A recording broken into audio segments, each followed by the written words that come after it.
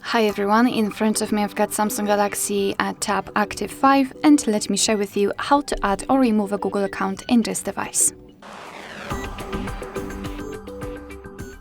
So let's start with opening the settings, and here in this left section we have to scroll down in order to find the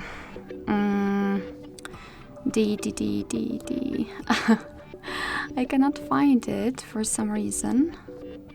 Oh, it's right here. Okay, so we can use either the Google section or accounts and backup. It's up to you. I prefer the accounts and backup.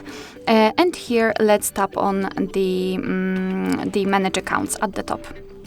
As you can see here, we've got our previously added Google account, so we can start with adding new one. So let's try to have two different Google accounts. Let's tap on add account and choose Google.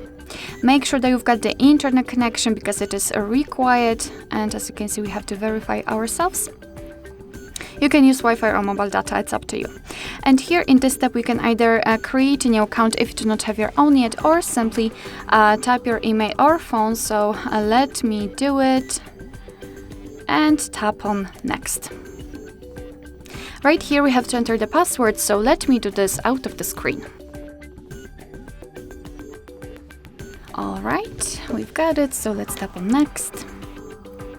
Here we've got Google Terms of Service and Privacy Policy, so let's simply tap on it to open more information and tap on I agree after reading.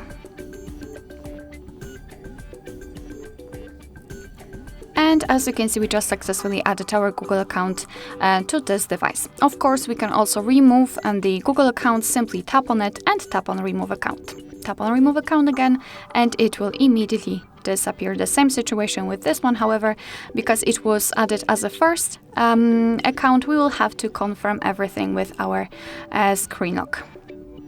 Alright, so that will be all. Thank you so much for watching. I hope that this video was helpful, and if it was, please hit the subscribe button and leave the thumbs up.